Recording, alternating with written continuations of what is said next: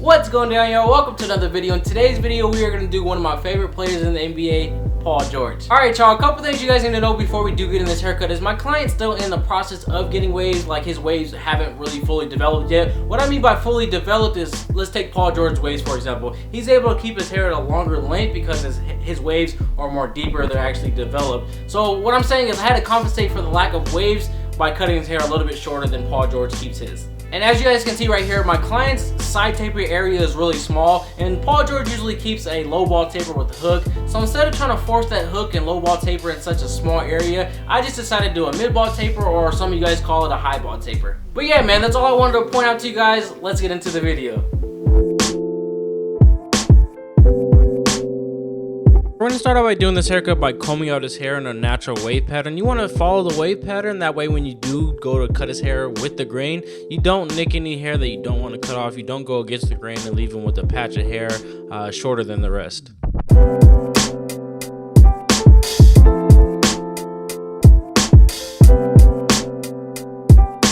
And to take down his hair with the grain, we're going to go with the 1/16 guard with the lever halfway in the middle. And the most important thing with taking someone's hair down that has waves with the grain is make sure around his crown area you don't go against the grain, because crown area is so delicate because it grows in a swirl motion. So it is easy to go against the grain and leave a patch that's shorter than the rest of his hair.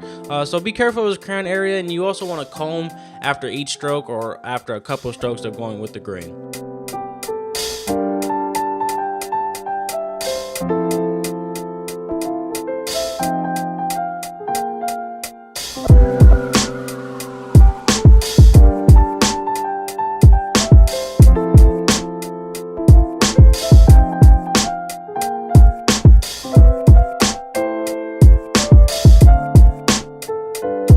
Like I said in the beginning of the video, this is going to be a mid-ball taper, so I'll just bald out his box right there to the top of his ear.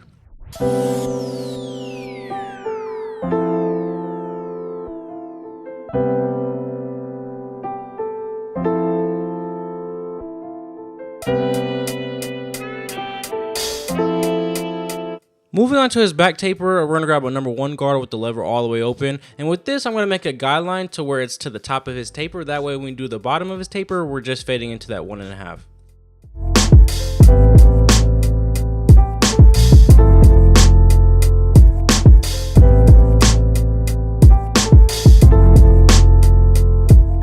And to fade from that 1.5 up to the top of his waves, we're going to go with the number 2 guard.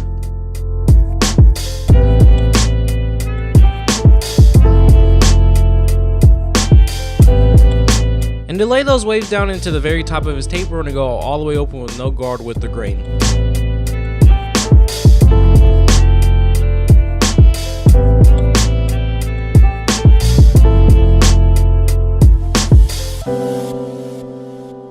And now I'm going to start on the very bottom of his taper, so I go with no guard with the lever closed. Yo.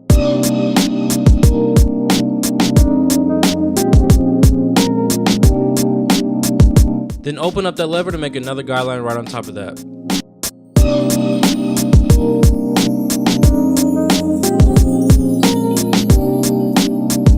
And knock that line out in between the 2 layers. You want to put the lever halfway in the middle. If this doesn't work halfway in the middle, just play with that lever and flick out the line.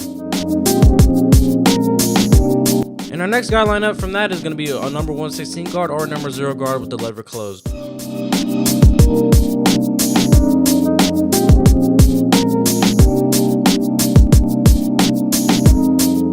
And from that 1/16 guard close up into that 1.5 that we initially used, just open up that 1/16 guard and try to fade as much as you can up into that 1.5.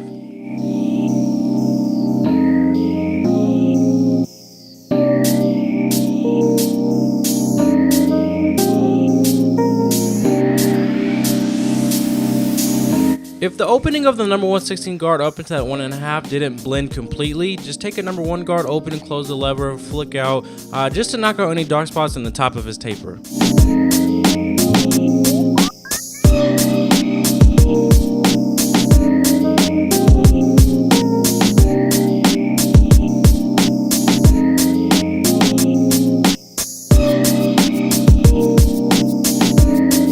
Alright, so right here there's a line in between all the way open with no guard up to that 116. So I just go with no guard, open and close the lever to flick that dark line out. But right here I'm also going to bring the taper up a little bit higher because I wasn't really feeling the way this taper was looking. I felt like it needed more gradiency. So I just go with all the way open and closing the guard to fade up a little bit higher. And then that dark line that we just created, I go with my 116 guard to knock that line out.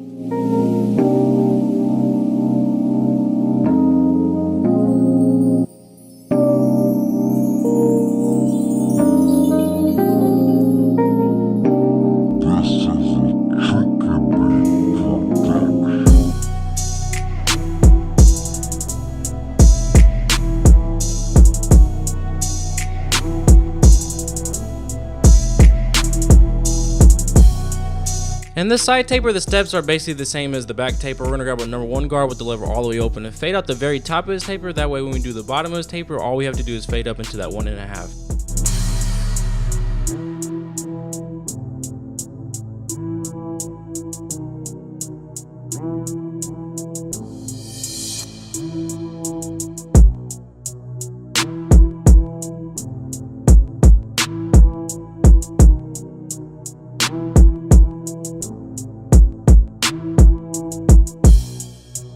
And now all we have to do is fade up into that 1.5, so our first guideline is going to be closed with no guard.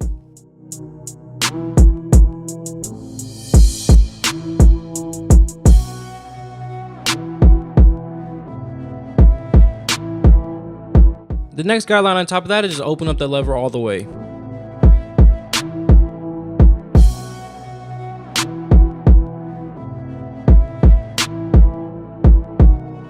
Then just play with that lever halfway in the middle, whatever works for you guys, and just flick that line out in between the 2 layers.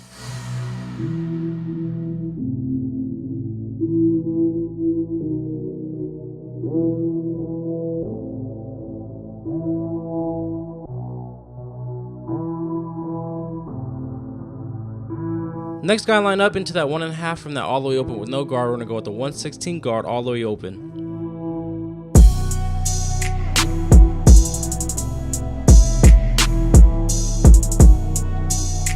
From all the way open with no guard up into the top of his taper, any dark spots that we see in this region, we're just gonna go with our 116 guard open and closed and flicking out the dark spots.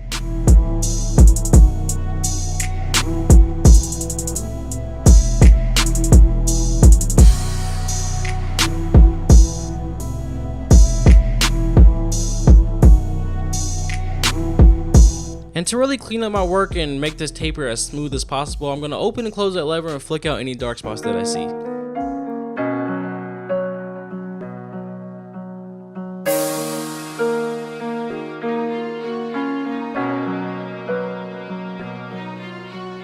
And as I'm watching this video with you guys, as I'm talking over it, it might seem like I'm doing a lot of steps to do a simple taper, but you guys also have to understand that I'm slowing down my steps so you guys understand what I'm doing. But in real time, as I do these tapers, this side taper might take me like a minute, the back taper like 4 minutes. So it really goes by fast, but when I'm doing these videos for you guys, I really slow down my steps so you guys comprehend.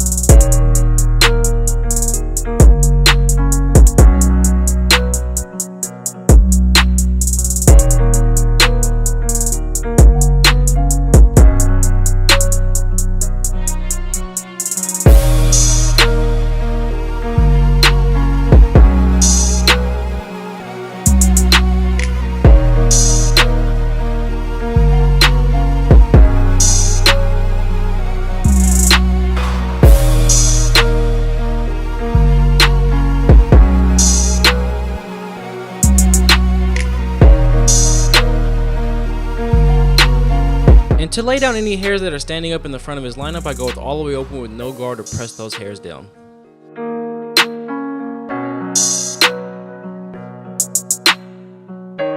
And to give me a clean surface to work with, I spray some alcohol and brush it in. What this does is removes any grease and dirt. That way when I do line them up, it's just clipper and hair. And to hold those hairs in place when I do line them up, I just spray some light holding hairspray.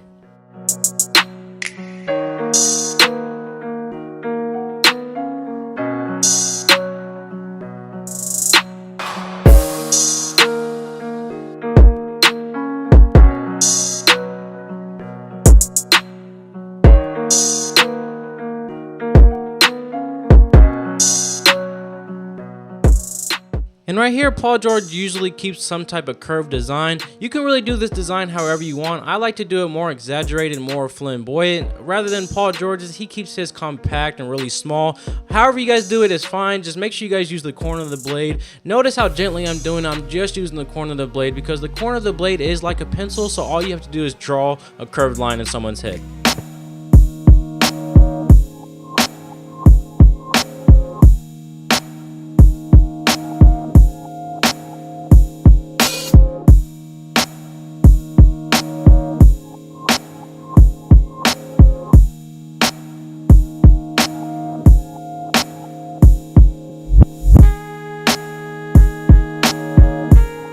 And moving on to the razor, before I even use the razor, I use this product called Easy Blade Shaving Gel. What it is a shave oil based, a clear non-foam gel, a waterless shave. It softens up the hair and allows the blade to glide easier.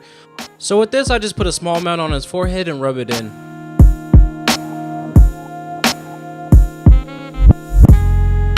And the razor that I do use is the Easy Blade shaving razor with the wood grain handle on there. If you guys want to pick up some products from Easy Blade, all the information will be down in the description box. But when using a straight razor, it's so simple. Just keep that razor flat, pull the skin against his forehead so it's really tight, and just knock out any hair stubbles that you guys might see.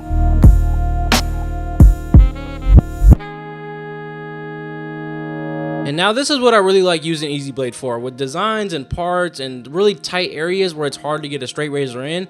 With Easy Blade, it makes the hair so soft and it allows the razor to glide that much easier. So when you are in these tight areas, all you have to do is just touch that razor to the hair or to the stubble and it just falls right out.